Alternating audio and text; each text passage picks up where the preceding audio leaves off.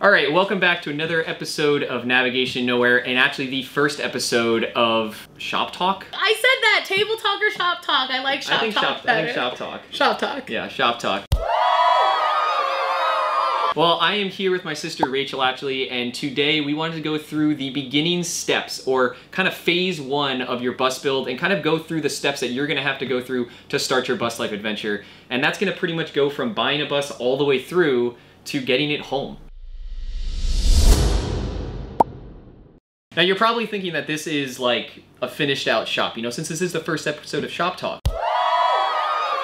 But the truth is that the entire room is actually just sheetrocked in the last 2 days, and all of my tools are thrown all over the place. As you can see.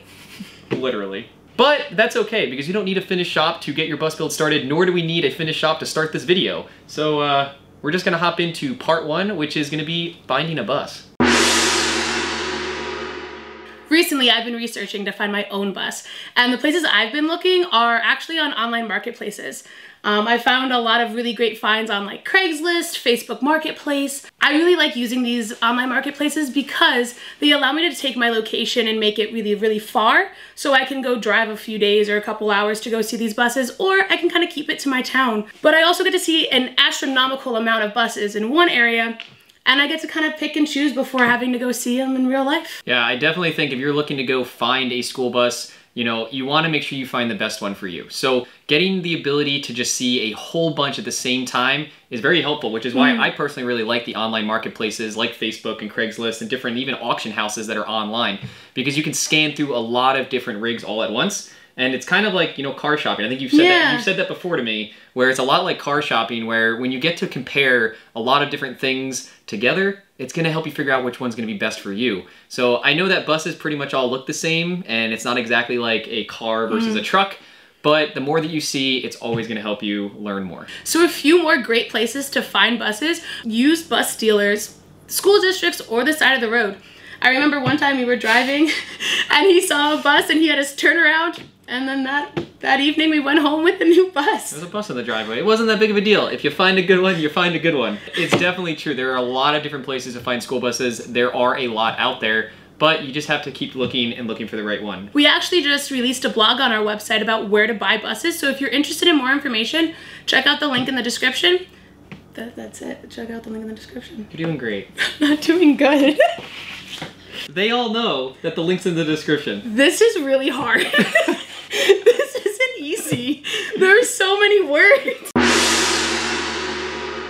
All right, we now know where to find a bus, but the next thing is gonna be actually buying a bus. And this is probably one of the harder parts of your entire process of getting actually into the bus life, because this is the one thing you can't change. Once you buy a bus, that's the bus you got. So you really wanna make sure you take your time with this process and making sure that you find the right one for you. We actually have a really cool resource called the Bus Buyer's Checklist. It's a really cool document that you could take with you to make sure you get all the information that you need for that bus you're looking at to really make sure that's the best bus for you. So some of the things that you'll see in this checklist, but also that you need to consider, is gonna be things like the rust condition of the bus, the tire condition, the engine condition, a lot of the typical mechanical things that you would probably be asking yourselves if you were looking for a car. But the other thing you're gonna be thinking about is actually lifestyle. So one of the things that I know that I didn't realize when I bought my first bus was actually the roof height of school buses. You might think that every roof is the same height, but it's not true. Some buses have 5'10" interiors, and some buses come with 6 foot, 6'4" interiors. So that's something that when you're looking at photos, you might not be able to tell, but when you actually walk into the bus, that might be something that you might notice, because you might actually be taller than 6'4". Hitting your head on the roof the whole time, that's no fun. Because then you're gonna force yourself into a roof raise or something type of body modification that you might not be prepared for. So really going through and looking at the different factors that are gonna be inside of the school bus when you're buying it can really help you figure out which one's right for you. I know that Michael has looked at and bought a lot of buses, but one thing I noticed when I was doing my own research on bus buying is that a lot of buses come with different variations. Some come with air conditioners, some don't come with wheel wells, some come with heaters. These are so many things that I was unaware that a bus could or could not have, but they drastically could affect your lifestyle and the way that you start building out your bus as you're designing your floor plan. If you don't have wheel wells, that's something you have to take into account. You may have a higher floor and a lower ceiling. And if the bus does have wheel wells, you have to work around them and put them into your floor plan. those little variations within buses were something that I was really shocked by. I just kind of thought they were all the same inside. Just the only thing that changed was the length and the height. And no, it's not true. I always like to call buses Twinkies because they're like just yellow on the outside and then all these like variations and fun on the inside. Yeah. Yeah. 3. I put up 4 fingers. Okay, so the third thing that is going to be on your list now that you know where to find a bus and now that you've bought a bus is going to be registering and insuring that bus, because now you need to get it to your build location or get it home.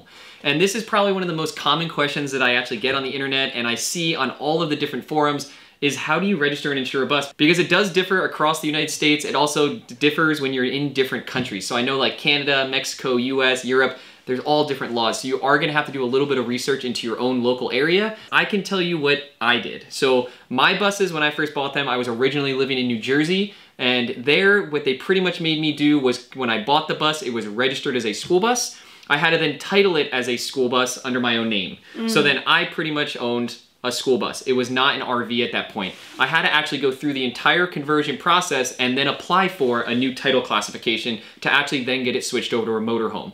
Now I know some states out there are a little bit easier. I know I have some friends down in Florida. Apparently down there you can just walk in the walk into the DMV and then walk pretty much out with your title and registration, and it's all actually pretty easy.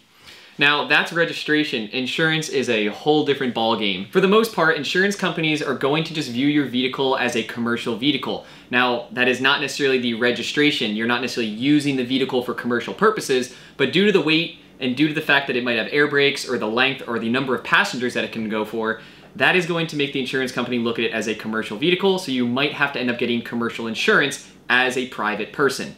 Now that's only going to last for as long as the bus is going to be not converted. Once you actually go through the conversion process, go back to the DMV and actually get it registered as a motorhome, then you can start working in insurance companies trying to find a motorhome insurance, which then would finally finish out that entire process. But don't be too concerned in the beginning. You are going to run into some hassles. It's going to be a little difficult and a little confusing because most people, like myself, I've never dealt with commercial insurance before and what that really meant.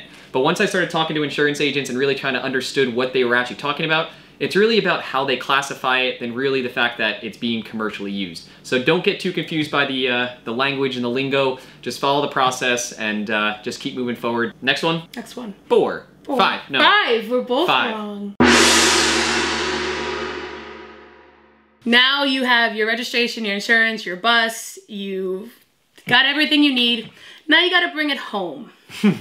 That's always the fun part. That's the fun part. One of the most common questions that I kind of hear about is if you need a CDL or not. Do you need a CDL? No. 99.9% of the time, you will not need a CDL to drive your bus home. So this is for a few reasons. Now, the nature of your trip when you are buying a school bus is not commercial, so you don't necessarily 99% of the time need a commercial license. But there are state and federal guidelines that do come down on certain types of vehicles as a classification.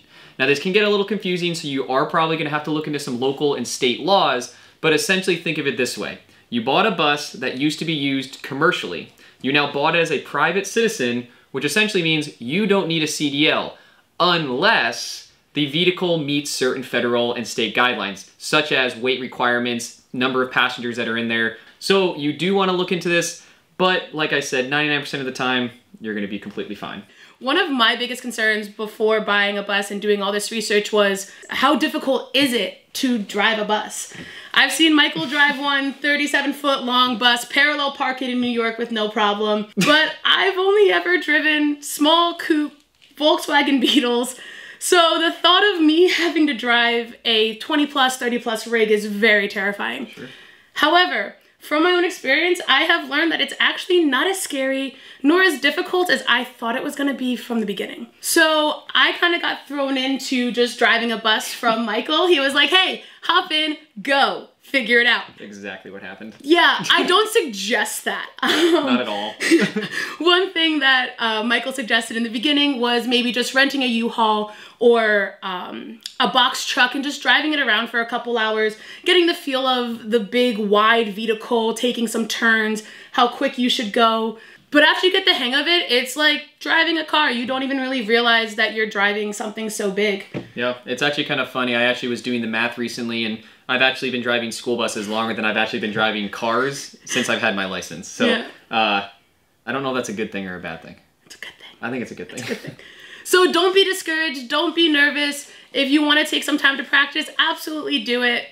But at the end of the day, once you get the hang of it, it's really like driving a car. So at this point, we have all of the first phase of kind of getting a school bus done, which is getting a school bus, finding it, buying it, and then getting it home and starting the actual conversion process. So some of the things that you're actually going to start looking forward to is going to be gutting the bus, floor plan, getting ready to actually figure out what you want to put inside of it, and then actually getting into the construction phase. But at this point, you've gotten through stage 1, which is quite an accomplishment because there are some hurdles you have to go through and some things you have to learn, but you can be encouraged that now you are on your way to living the bus life. Now remember that if you're looking for any resources, we do have the Free Buyer's Checklist, which can help you find your school bus, and we also have a couple blogs in there about some of the topics that we discussed in this video, so make sure you check the description for all those links so that you can find the resources that can best suit you. But with that said, good luck finding your bus. Happy hunting. Thanks, Rachel.